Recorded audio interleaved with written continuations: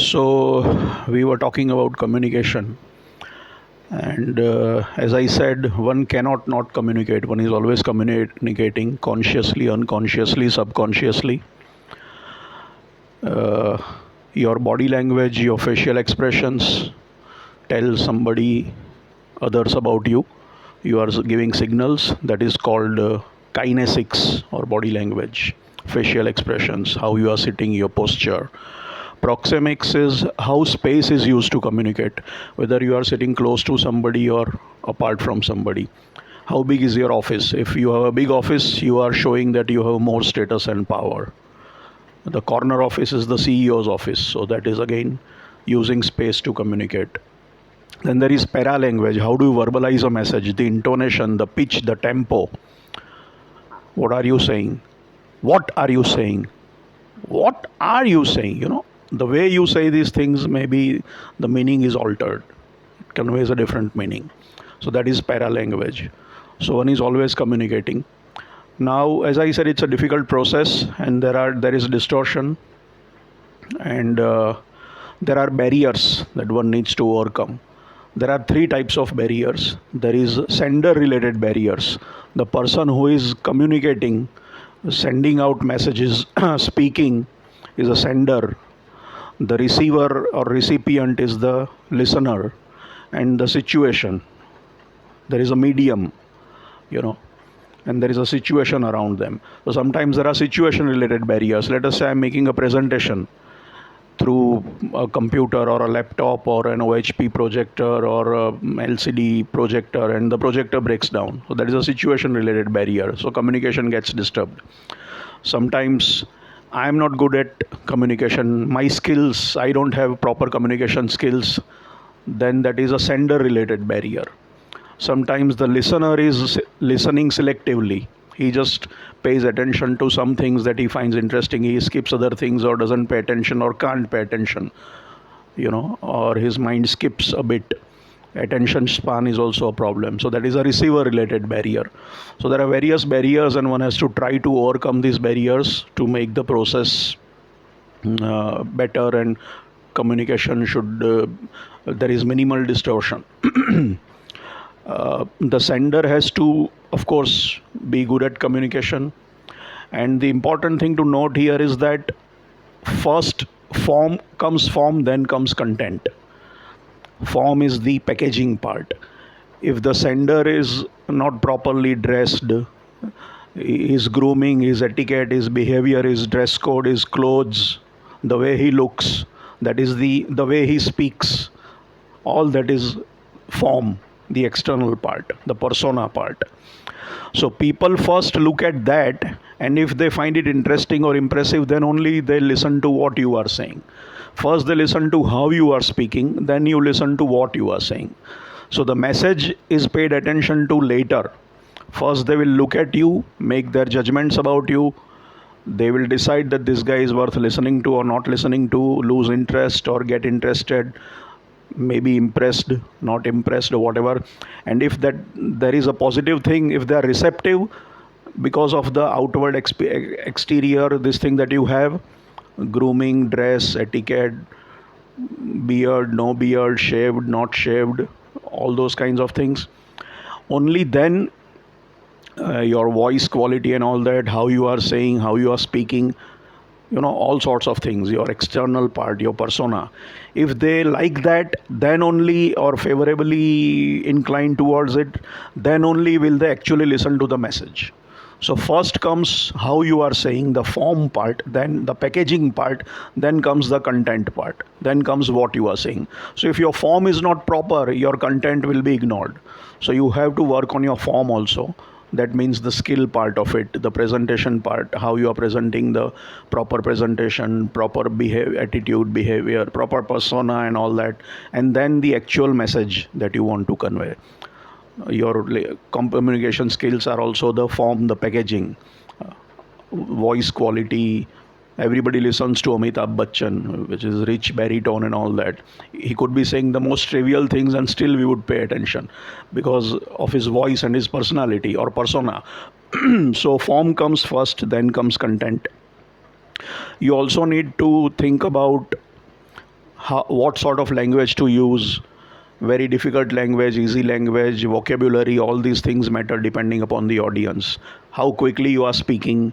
Some people will not be able to follow if you are going too fast, because you need to come down to their pace. Some people will get bored if you speak too slowly. So the speed has to match. You have to vary your tempo and your pitch and your speed and all that. Your vocabulary, the language you use, has also got to be suitable, as far to suitable considering the audience in mind. If you use very difficult language and the audience is not sophisticated, they may skip it. So proper language, medium, whether Hindi, English, Gujarati, vocabulary, jargon, use of technical words, whether people will understand or not, whether you are trying to impress them or you want make them to if you use too many highfalutin words and high sounding words, maybe they will be impressed, but will they understand? So is your purpose to impress or to make them understand or to explain to them? So those purposes have to be kept in mind while you are communicating. Fashion also plays a lot of role. Trends, what is the in thing? Earlier people now the written communication, you have if you send it by post, that is called snail mail, slow. Then came couriers, then came faxes, then came emails, then came mobile, then SMS, then pager and whatnot, WhatsApp messages. So somebody pays attention only if you send a WhatsApp. Somebody pays attention only if you send through a telegram message. Somebody likes text messages. Somebody likes emails. Somebody likes written stuff. Somebody likes spoken stuff. Somebody likes videos, audio visual. Sometimes audio visual is better than just plain things. So a picture is worth 1,000 words. So how to send the content is also an important part. Sometimes a matter of fashion. Everybody goes by fashion. They say earlier fax was fashionable. Now nobody knows what a fax is, right? Then it came, email became sensible. Then in mobile phones became more fashionable, and people stopped reading emails. Now they read WhatsApp messages. The earlier text messages were there. Now nobody reads text messages. They only read WhatsApp chats. So it varies from person to person, time to time. So fashion and trends are also unfortunately there, which we have to keep in mind while trying to convey a message to the audience or somebody. And it depends upon how that person is willing to, what kind of medium that person is more attuned to or willing to receive messages through. So that is also an important thing. Plus the other thing is, when you are speaking to people, sometimes redundancy, repeating yourself, is necessary, because it may not be clear in one shot, in one attempt. So you need to maybe repeat or stress so that people slowly get. Sometimes it's difficult to understand something complex, so you need to simplify and repeat it a couple of times, then it sinks in. So sometimes repetition is necessary. Too much repetition will again bore people. So again, there is a balance required in all these cases. The other thing is, people understand things at their own pace and in their own manner. Let's say somebody tries to give me a direction. He says, do this, do that. I say, hold on. I can't understand it that way. Let me understand it my way. I'll ask you questions, you answer those questions, and then I'll understand. You give me information and I receive information and I'll not understand a thing. So let me ask you. First I do this, then what? Then do I do that? Or let me draw a map. So somebody understands a map, somebody doesn't understand the map. Somebody says, I have to understand it at my pace. Your pace is too fast for me, too slow for me. Or maybe somebody says, you speak, I'll listen. Or he says, I'll ask you questions, specific questions, you answer that, and that is the only way I can understand. So these things are also crucial. The other thing is, sometimes it has been said that maybe I would be called a sexist for saying this, but perhaps there is a difference among or between genders. Men and women sometimes communicate differently, or they have a different style of doing things. Many times it is said that when ladies communicate or talk to men, let us say a girl talks to her boyfriend or a wife talks to her husband or something, they are simply interested in talking to you. They don't want your help. If they are describing a problem situation, they just want you to listen to it. They just want to be heard and listened to. And you think they are asking for your suggestions, you jump at giving them ideas and suggestions and solving their problems. They don't want you to solve their problems. They just want somebody with whom they can bond. It is an emotional bonding exercise. Through communication, they are bonding. They just want you to pay attention to them, to listen to them. That's all they want from you. Eye contact, in taking interest in what they are saying, listening to it. That's all they want. They don't want you to solve their problems. If they are describing a problem situation, they are just venting. They just want you to listen to it. They don't want you to give solutions. So there are different things. Sometimes they want you to understand things without saying it. You know,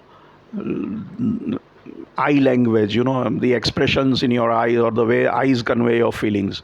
So maybe they want you to be smart enough to read their face and understand. They would not like to speak. They want you to understand just based on their body languages or based on their facial expressions. So sometimes they don't verbalize it, but they still expect you to understand. And you might say that if you don't tell me, how will I understand? You want it to be spoken, explicit, and they want it implicit. They may be giving implicit messages and they expect you to understand. They say, look, if you are interested in me, if you like me, if you love me and all that, you should be able to understand me without my telling you something specifically. You should be able to read my mood. You should be able to sense my feelings. And I don't have to talk to you about that. If you are smart, if you care for me, if you really love me, then you will understand me. So this is complex. Men do not understand this, but women sometimes have these things. That's what some evidence suggests. True, false, one can't really generalize. When it comes to the other things are, in organizations there is upward communication, there is downward communication. So when bosses talk to juniors, earlier I had mentioned that to explain, you have to explain what you are saying. You also make people write down things, you make them repeat things so that you are on the same page. So you ask for feedback, you give feedback. That's what many times it doesn't happen. You give feedback to people on their performance also. You ask for feedback on what you have communicated, right? You explain things like vision and why you are doing some things. You give performance feedback also regularly. You ask for feedback on your message. That doesn't happen. So you need to do these things. That is upward communication, downward communication from boss to junior. Give feedback to the juniors on their performance, explain vision, mission and stuff like that. Insist that they should note down things and repeat things so that there is clarity. When it comes to upward communication from junior to senior, generally bosses expect their juniors to give them reports and feedback. And juniors expect their bosses to first ask for it. Only then they give status reports and all. Then that is a problem. So that has to be, somebody has to take initiative. Then sometimes juniors find it difficult to speak openly and frankly and candidly. Speaking truth to power is a bit scary. In US, American military and all, the soldier will listen. I mean, basically command and control. You tell and he is supposed to do. But sometimes he says, permission to speak freely, sir. The boss says, the senior commanding officer says, yes, granted. And then the soldier can say whatever he wants to say. And then it's over, and then he is again in the command control mode. So he is given a chance to speak freely. So we should do that also. We should give our juniors chance to speak freely if they are unable to do so. Because speaking truth to power, juniors being open is scared about how you are going to react, how the boss is going to react. So one has to be sensitive to that also.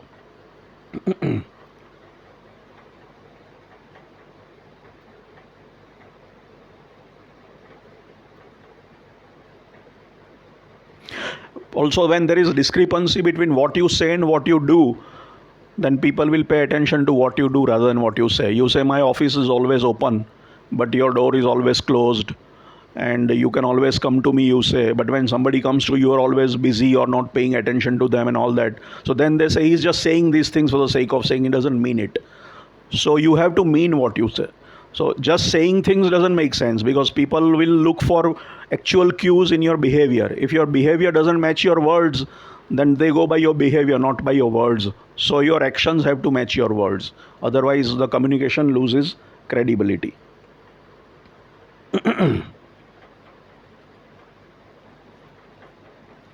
Then there is informal communication, and that is also important. When in a company there is like formal communication, written, oral, all sorts of things, then there is informal communication. People talk about company, there is rumor and all that. Sometimes it is supposed to be bad, but sometimes this informal communication, this grapevine, this rumor is good, because if nobody is interested, then there would be no rumors. If people just came like robots and worked in an office and left, and nobody went to the water cooler and gossiped ki what is going to happen, who's going to get promoted and all that, that means there is no emotional involvement in the job. So some amount of gossip and rumor shows that people are involved in their job, they are healthily engaged in the job, they are interested enough. Otherwise they don't care.